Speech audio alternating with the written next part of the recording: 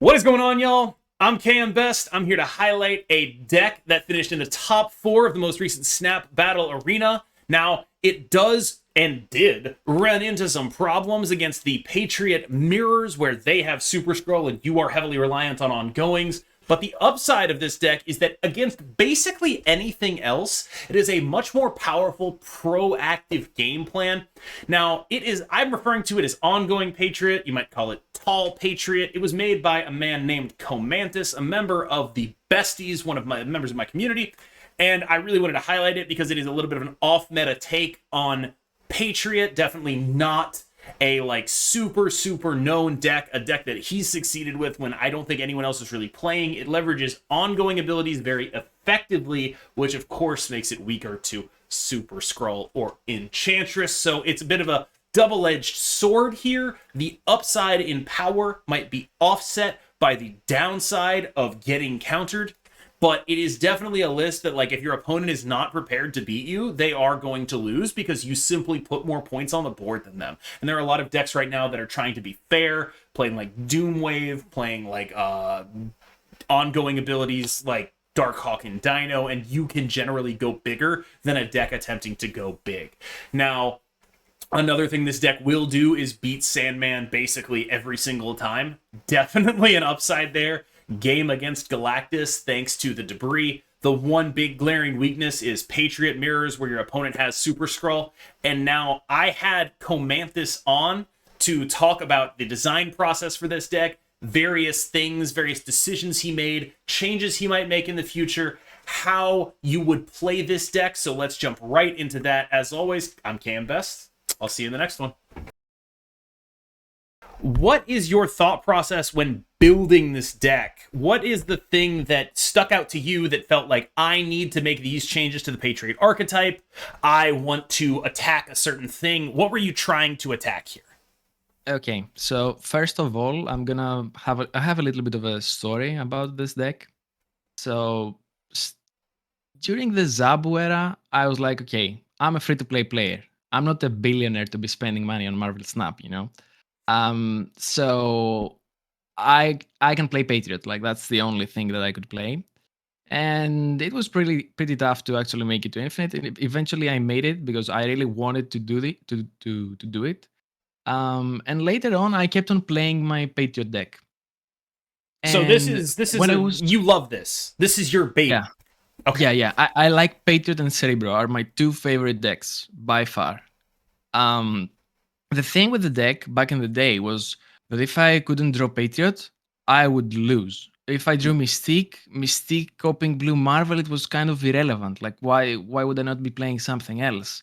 Why would I play a Mystique that's a 3/0 that might give power to my other units and not play a Killmonger that's 3/3 and destroys everything back in the day? So not everything, but you get my point. Yes. So Mystique on turn 6 is awful. yeah. And later on, I played a 16 people tournament, and there was one person playing Patriot Mystique, like this weird thing with Mysterio, and that person was also playing Iron Man. And I was like, what if I put Iron Man in my Patriot? Because now my Mystique can copy the Iron Man, and having to fight two Iron Mans is pretty tough. Like I know there's one Iron Man that you sometimes can't beat it. What about Yeah. two? Yeah, no, it So, definitely is. It's definitely tough to beat two Ironmans. We saw, I believe it was Boomer's bounce list leveraging the same. We have a multiple target for Mystique, and we need another target for Mystique. Let's just put the Iron Man in there. yeah. And then I was like, okay, we turn into the Suri meta. And people are like, okay, what are you going to do about my 30 power Red Skull? And I was like, okay, I have Iron Man, but Yeah. Iron Man is not enough. So here comes the Onslaught as well, because it's a huge power. Like, for example, in this On the game stream that we're right now, watching, you can see yeah. you playing an onslaught into the Yeah, Iron yeah, yeah, Man, yeah, and yeah. that is an unbelievable amount of power. We end up with 28 just from Iron Man into onslaught alone, saying nothing of having any units in that lane to begin with. Yeah, and I was like, okay, I need to play Onslaught. Also, I really like Onslaught because in many games, I also did it in the top 4. You if you have the chance to onslaught and then mystique that onslaught, that's like a huge power that you can get from everything that you're gonna be doing. Yeah. And this is And why I really like onslaught as well. And and also what having onslaught, it's I'm sorry if I'm talking too much. no worries. Um, when you're running onslaught and ultron, your opponent has to take those 50-50s quite frequently because okay, we're playing. It's not that it's a ladder match and we're not gonna face each other again. We're gonna be playing 7 times, 8 times, and you have to be guessing: am I gonna be playing ultron? What if I onslaught and wasp, and suddenly I have 4 patriots on board, and like that wasp is a huge thing. Yeah, So it's a you have to be pin. taking You pin them. They have to make a those call and they risks. have to be right. Yeah, absolutely. Yeah. So this is like the thing that I was thinking. But then the Gunny Patriot appeared, and I was like, okay, this person beat a tournament with it. They're playing Patriot. I'm willing to test it. I couldn't win with Gunny Patriot. I was definitely missing something. So I was like, okay, you know what? I hate when my cards get Sanct-Seed. So I ran a whole list that can't get Sanct-Seed. Sure. And, Now, and, and do you it was worry? working. I do want to stop you there because I do want to ask you something. Because you talked about how this whole list can't be Shang-Chi, but a lot of people are now taking Shang-Chi out of their decks in order to play Red Skull instead. Or not Red Skull, in order to play Super Skrull instead. Yeah, this is the problem. Like I made this deck and I was like, okay, I can play versus Shuri, I can play versus Thanos, I can play versus this, I can play versus that. And now suddenly today I joined the tournament and I see 20 people playing Super Skrull. And I was like, what? Why? No. This is even worse than Enchantress. No, you can't be doing that. Like I faced Lambi yesterday in another tournament and he was also playing Super Skrull and I was like, what am I supposed to do? Like, how am I supposed to beat this thing? So, Super Skrull was a pain. So, One of the things right I now, noticed is that if your opponent wasn't good at positioning their Super Skrull such that like they saw benefits from the onslaught, you could effectively outdo the Super Skrull by onslaughting your own buffs, and that would not be symmetrical if the Super Skrull is the only ongoing that they have. yep, that this is a thing. Okay, so the person that I lost to at the semis was the only person that beat me in the Swiss round. And I lost 9-0 to the Swiss round in the Swiss round. I think it's in Yeah.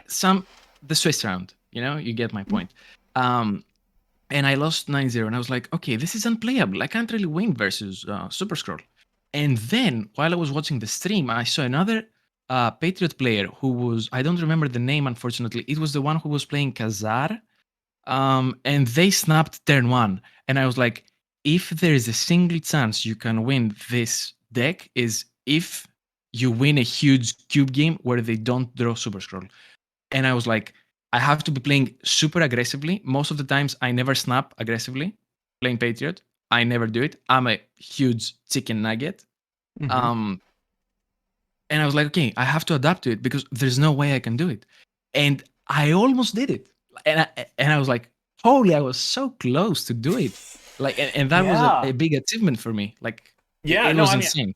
I think in terms of this deck, especially in terms of playing a Patriot Mirror where your opponent has Super Skrull, the only competitive advantage you can really leverage is your onslaught, doubling your buffs and not doing the same for your opponents. But because they have Super Skrull, they can play their buffs for free. Would there be any consideration to including a Super Skrull in this list? Unfortunately, this list, I don't feel like you can fit Super Scroll in it. I think you have to change it completely. Like, I don't think my list right now is the best Patriot list you can play, especially when everyone is playing Super Scroll. No, I think Like, that this I is think what I'm that's clear, thinking. right? Like I think the Yeah. basic Super Scroll list is going to beat this list in the heads up. So I guess my question would be, what are the situations when it is a better choice to play this than the basic Patriot list? It's a better option because you have insane stuff versus Galactus. Like Iron Man Onslaught, Galactus never beats you. And generally, if there's not so much Super Scroll, I think this is the most optimal list because versus other Patriots, you can just onslaught your Patriot and Mystique and they just lose. And you also put a ton of pressure early with Brood, because Brood is a card that I've seen known playing it, and it's a card that gives you 2 slots to get boosted from Patriot and Mystique as well, and 3 slots for Blue Marvel. And when I'm focused so much on playing Patriot, Mystique, Blue Marvel, and Onslaught on turn 6, I really want to have multiple units on board to actually get the boosts, because sometimes the way that I won the game was because I had so much stuff on board, and also versus Super Skrull, that my opponent, even when they copied the buffs, they didn't have enough places to put them. So Yeah. this is how Like, I thought about it. this is like when we're looking at this matchup playing out right now, it looks like a matchup that just sort of ended in deck selection because they're just playing a fair game and you're just not.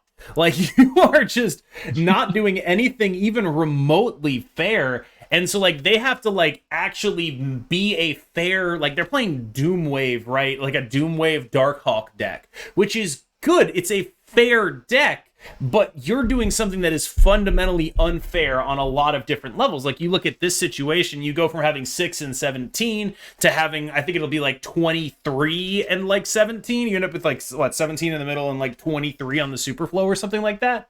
And like, that is just like a ridiculous spot to put your opponent in when either the Onslaught or the Ultron would beat them. And it's just like, they're trying to do something fair and you're like, no, we don't do that here. All we do is unfair things, and you have to live in this world. So, like, that's when I think this list really shines, is if you are not running into specifically Super Skrull Patriot stuff, you are going to just ruin people's lives with sheer power if you are not countered. Yep. This is exactly like the identity of this deck. Raw power. Like, have them do whatever they want. Like, play She-Hulk and Death, and I don't know, and Doctor Doom on turn 6. Like, it's enough. Like, the power that we do have already is enough. And this is why I really like this deck, is because you're so flexible. Like, you can stretch to all of the locations. Like, every time you can either decide, you know what, maybe this time I'm not gonna be playing my Onslaught, I'm gonna be playing my Ultron and like go everywhere, or throw your Onslaught and then suddenly your Cyclops is a 15 power beast. You know, it's this is why I really like this deck. And now, today is the first time that I faced so many tough opponents with Super Skrull and tough matchups, because I've played this deck in 3 more tournaments. The previous Snap Battle Arena that I barely didn't make it because my opponent high rolled insanely with Thanos. But you know, this is like the type of the That's game. This is Thanos. what we're Yeah, it's a playing. card game. Yeah. Can I ask you a couple questions about specific card choices outside of the ones I've already talked about, and maybe some potential other inclusions, and just get your thoughts on them? I know people love hearing that kind of stuff. Yes, for sure. So, first up, Cyclops. Tell me about Cyclops. Tell me why we're running Cyclops, why you've opted against cards like the Thing, why do you feel the cost is important? What is the thought process here? Okay. This was like also part of the script. Thank you for asking. I really love having all that many 3-drops. So Cyclops is a 3-drop. Cyclops can't get Sanct Seed after Patriot Mystique. The Thing can get Sanct Seed. Also, sometimes you might not have your Misty Knight and you might draw it on turn 4, so you might play a 3-drop and your Misty Knight. So I don't really like the 4-drops in this deck, because many times you're gonna opt for a Mystique on turn 4, and like having the Thing there, and it's like most of the times it's a dead card. This is how it happened to me most of the times, at least. And also Cyclops is wearing these glasses. I'm also wearing glasses, and I like Cyclops. that last I'm not sure about the justification on that last one, but I'm happy for it. What by the way, about that script comment, I wanted to get some further clarification on this, because when I asked you to come on, you said yes, and also I have a script. Yeah, okay. So what's up with that? What happened? Okay. I've been playing this deck for like almost 2 months, and I recently got a microphone, and you can hear me crisp and all that stuff. Mm-hmm. And I really wanted to become a content creator in Marvel Snap. Okay. So I was like, okay, you know what? What do I really know about Marvel Snap? What am I good at? And I'm like, okay, I know this Patriot deck, like everything about it. And now it's the time for it to shine because everyone was like, you know what? Sandman is gonna be the next top thing. Dude is like Yes. not such a good thing right now. And I'm like, yo, I've never lost to Sandman with this deck. So Yeah. there we go. I mean, So that's I one of was the big actually trying upsides of the to, Patriot deck is it doesn't care if you get Sandman. You just play one card a turn anyway. Go for it. yeah. And I was like, okay, I'm gonna make a script, so I'll write things down because if I start talking with the memory that I have, I'm gonna be talking endlessly forever. And one of the parts that I have is like, why do I have Cyclops? Because nobody's playing Cyclops, Yeah. and like, so these are my reasons. Like, he can't get Sanctid after the buffs. He's a cool guy wearing glasses. Three Sure. super important factors. I also wanted to ask about one of the cards that came to mind when I looked at this list, and obviously it would require some working in order to make it happen, but have you given any thought to what you'd have to do to make Bast a good option in this list in the context of playing, Brood, Patriot, Mystique, Iron Man? Is it just that the Onslaught and the Ultron's numbers are too powerful, or, like, is there any consideration for that, basically? That's also an excellent question. I don't own Bast, so I Okay, haven't really thought about let's it. pretend you did. Let's Okay, pretend let's you pretend. did. What would your thoughts on that be? You know what? This is like the deck that I faced like quite some time ago with Bast, and you also Bast your Iron Man, your Mystique, your Patriot, and it's like Yes. huge. So that's a great thing to do, but I don't know what I have to to remove from the deck. You know, this is like always the tough stuff. Yeah. There's so many good cards that you can add to your deck, but you also have to remove one to add one. Yes. So maybe I would try it with Bast, but if you play Bast, I think you have to drop Onslaught like for sure, and also maybe Cyclops to add something, to go tall at least.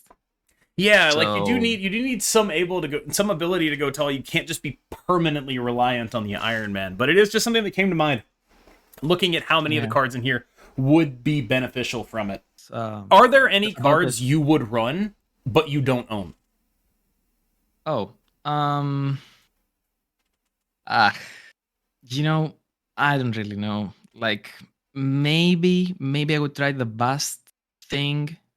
Um, but I'm not really sure. Like you have to, for me, in order to build a good deck, you have to test it and test it and test it and test it and test Yeah. it, and I'll have to test it. So No, I when I understand. get You it, don't I'm want gonna to. let you know. Yeah, you don't want to put your name behind something and then have it be wrong. I get it. You want to actually test stuff here. So No, let's you know get what? to talking about. Oh, sorry. Continue. Yeah, sorry as well. It's okay to be wrong, especially in Yes. building decks. Like Yeah. nobody gets it gets it right the first time, You got to be or the wrong a second. bunch. You got to be wrong Yeah, a bunch before you get something right. Yeah. yeah. So there's no harm in being wrong. Oh Who yeah. cares? All right. So let's talk about play styles here. In terms of the way you play this deck, are you often just curving them out with the exception of Wasp? Like if you have your hand as like Misty Knight, Shocker, Brood, or whatever, are you expecting to just go like 1, 2, 3 with that? Is it just a straightforward we play cards when we draw them and then we buff them later? There's no holding back for Ultron considerations? That's an excellent question as well. It was also part of the script. There's two ways that I run this deck. The first way is what you just said. If you draw the cards that you can play early that are not ongoing, you just slam them on the board, and like you're trying to, do your best, have them Yeah. there to buff later on. And the other part is if you draw your ongoing cards, you're just playing them, and on turn 6 you Ultron, so you fill the board. So Yeah. it's generally this. Sometimes you mix and match because Ultron is there, so you might just play one card and then Onslaught on that ongoing card, and like you have your whole board filled. So it's a two ways that I actually play that deck. So what are the triggers for you to go from way 1 to way 2? Is it like what kind of hand would you have to be like, all right, this is an Ultron game? Do you have to have the Ultron, or do you ever just like, okay, I have a hand of Patriot and Mystique, I'm gonna play Patriot Mystique, and then on turn 5 and 6 I'm gonna play like Brood Wasp and then like play an Onslaught or whatever. Like, are you ever? What situations would make you hold your cards? What would your hand have to look like for that to happen? So this actually depends a lot on, for example, let's say that you are in a ladder game, then you go mad, you do whatever, it doesn't really matter.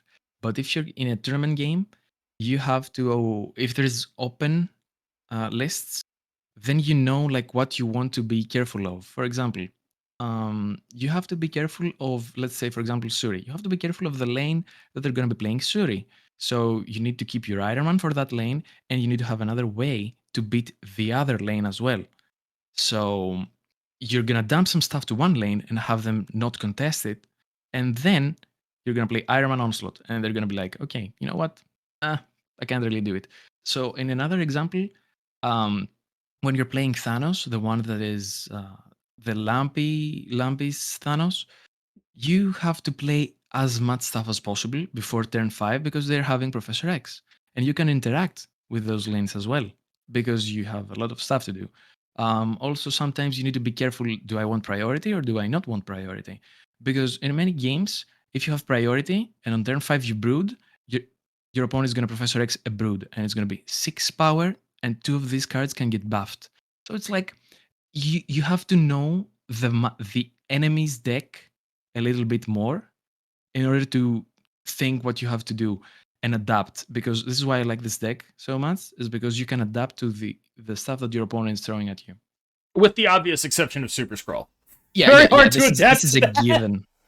Very hard to adapt to the newly meta game relevant Super Skrull. Now, as one of the things that really struck me about this situation, like if you look at the board right now, one of the things that really strikes me is like this is a game where Onslaught could really end up mattering.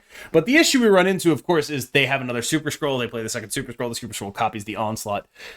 Are there any other weird Super Skrull interactions like the one that we're about to watch on stream that you have noticed that you need to think about in terms of someone who's never played this deck? Seeing a Super Skrull, what is your general methodology here in terms of like, how do you try to leverage this Onslaught to make it? Because like if this wasn't a second Super Skrull here, we would have been able to sneak out of this game with the Onslaught, but it does end up being a second Super Skrull, of course. Yeah. In this game, I forgot cloning VATS existed. This is literally me. Like I was like, okay, yeah, I Onslaught here, I win. I'm super confident about it. But like I forgot there's another super thingy in their hand. So I was like, yo, we beat a Super Skrull. Like we did a miracle. And now, I'm BMing. I'm watching my cute Onslaught. And then they throw another Super Skrull. And I'm like, no, you can't do that. Yeah, you're not allowed to play two Super Skrulls. You're not allowed to like make them both have Onslaught effects. That's illegal. You can't do that. Yeah. This is like one of those situations where like if they didn't have literally two Super Skrulls, we would be able to take a win here. And yet they have two Super Skrulls. It's a really interesting spot though, because the dynamic that really sticks out to me is you can go over the top or at least make their Super Skrulls no longer perfectly symmetrical with if you play your Onslaught. But if they're also playing Patriot and they put the Super Skrull in their Patriot lane, you're just screwed. And that's like a really interesting thing where like there will probably be a couple days where someone running this list will be able to leverage that against people who don't know that about the Super Skrull and how that works. So this is a really interesting situation in terms of the metagame, because once that information sort of trickles down, everyone's going to realize, oh, I just put my Super Skrull in my Patriot lane and they're never going to lose a mirror against this deck forever. But if Super Skrull starts shifting out of the meta, if Super Skrull starts becoming less of an auto include because people maybe punish it by going big with like a Shuri or whatever, or because they figure out some way to make Sandman good again, and like that the card is just awful against Sandman, even though you can afford to play that as a Patriot deck because you beat Sandman already.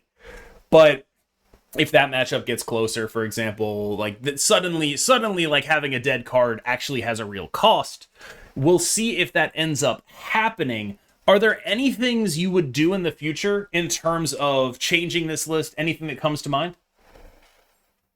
Yeah, I would drop this list and play the Moyen / yes, Terry. I think it's Terry. Yeah, Yeah, John Terry, and I believe yeah, John Theseus Terry. was running it as well. Yeah, It yeah, yeah, was yeah, yeah. a 12 card mirror in the finals of the thing. I think that this is a list that like has a lot of potential in terms of ways to build this deck when it does not have a target on its back. But right now, Patriot does have a target on its back. That card is Super Skrull, and the splash damage we take from that with Iron Man and Onslaught makes it very tough to actually play this in the current Yeah. metagame. And another thing is that I also didn't know how Onslaught and Super Skrull works. So I learned it just from losing to the same person previously. Okay. That is Uh, absolutely a valid yeah, way to learn. it's not like, I knew it already. I'm not genius. I'm not a genius. So yeah, it was I also had to improve mid tournament to actually get a chance versus Super Skrull. Yeah, it does feel like a matchup that is almost impossible to win. And if you see it a lot, you just don't even want to bother. The Super Skrull with Patriot specifically. Now, Super Skrull, here's a question. Super Skrull in other decks, is that more beatable? Yeah, it's definitely beatable because okay, yeah, have them copy your Patriot. Oh my god, what are they gonna boost? Nothing. Yeah. At best, they're gonna boost the Doctor Doom, but like I'm gonna boost. Look at the boost that I get. Yeah. It's it's it's like they are trying, but it's not enough. Quite So, like, frequently. to be clear about this, is the list you probably cannot play in a tournament, right? You can't play it in a tournament because people in a tournament will bring Patriot with Super Skrull. But You know what? you can What? probably play it on ladder if you don't see Patriot with Super Skrull, is sort of the thing. You can also play it in a tournament if you are a mad. No, no, no. You're wait. Let me rephrase it properly. If you're willing to take a huge risk and you feel lucky enough today, and also if you don't know that people are going to be running Super Scroll like I did. Yeah. So if you know there's going to be Super Scroll, you can opt for a different list that can actually do better. Or if there is everywhere a Super Scroll, just play something else, not Yeah. Patriot. Well, the upside of this list is phenomenal, right? Like in terms of into a field of unknown opponents, it makes perfect sense. The downside of this list is, of course, you are never in a million years beating Patriot with Super Skrull. But in terms of assuming you had to play one match against every deck in the metagame, this would actually be a pretty good choice, right? Yeah, for me, And it's pretty solid. And this is why I picked it, and this is why I've been playing with it so long. It's because many times people can't really decide where you're gonna go, like how you're going to play your game out, like what cards you have. You can be predictable, but sometimes you can be extremely unpredictable. Like for example, am I gonna have Wasp on turn 6 or not? If I do, like where am I gonna put my Wasp? If this happens or if that happens, and it's like it might seem straightforward. I play Patriot, I play Mystique, I play Blue Marvel, Ultron, GG. But it's not that easy. It's not that straightforward with this deck.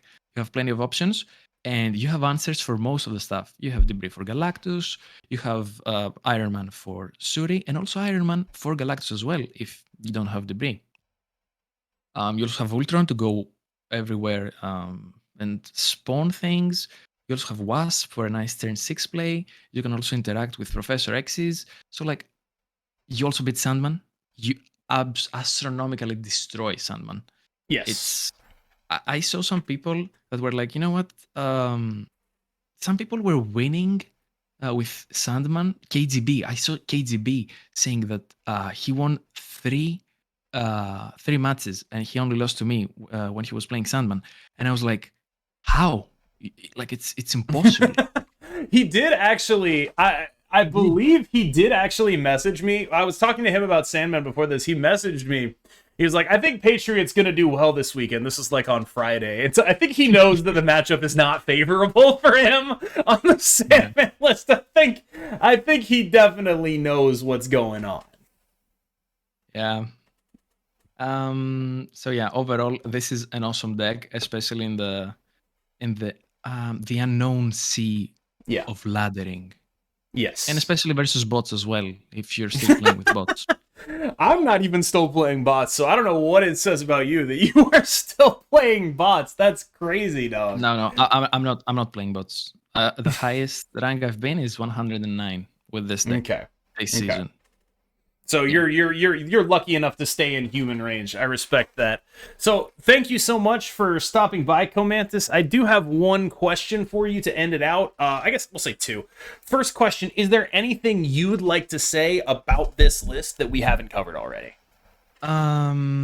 No. Wait, let me check my script again. Okay, yeah. One thing you can do, one thing about this list is that it's actually pretty accessible to people. Accessible, yeah. You can actually get those cards fairly easily on pool 3. It's not expensive to play. For example, if you don't have Super Skrull, like you need like Ultron, Debris, Brood, Patriot, Mistake. You need 5 cards to play this. If you don't have Brood or Debris, you can still play this deck. You can have other stuff you can put in. So this is actually a pretty solid option, especially now. It's a good time. This is a good meta for Patriot. And yeah, this is the thing that I would like to add that we didn't say. One note on that is because you are an Onslaught Iron Man deck, you don't actually like it's not always going to happen. Obviously, I would always want to prevent the Galactus from happening with the Debris, but if you don't have Debris, you actually kind of do have some game in terms of beating Onslaught, beating Iron Man, in terms of like, or beating a Galactus there with your Iron Man Onslaught. It's not impossible to do as long as you get your guesses right. So it is a little bit more playable than other Patriot lists without Debris. Also, my favorite thing is when a Galactus player is going to play Dr. Octopus and they draw Iron Man, Debris, Onslaught, Patriot. And they're like, nice. Yeah. Let me retreat now. I'm going to see you on the next one. Yep. Yeah. Gonna see you in the next one. Wow, were you doing my catchphrase? No, I'm sorry. I wasn't really thinking about it. No. I just like, that's how I end all my videos. Okay.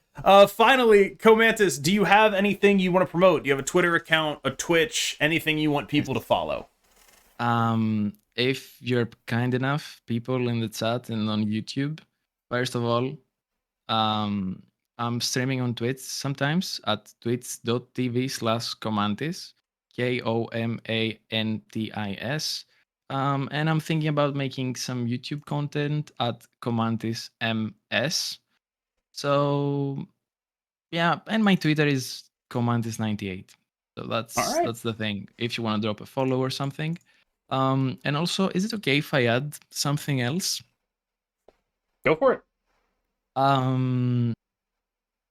Thank you, everyone on this channel for being so awesome, because actually this channel has helped me a lot to unlock the competitive side of the game a little bit more. I would like to thank my friend Danukos, who was with me the tournament, and he was like, "Yo, you can do it, dude. You can do it."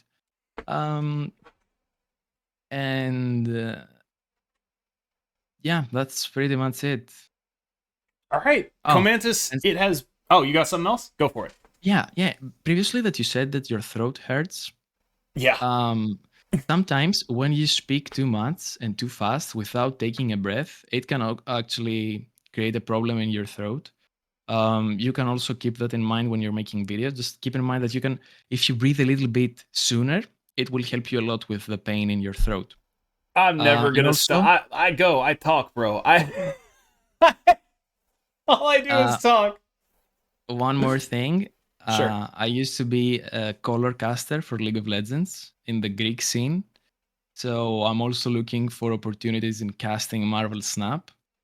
And it would be an honor if you would invite me to the next best of the besties to stand next to you. Or like, not stand, be like in a box somewhere. I don't know what you're going to do with the overlay. Like, that's up to you. Box.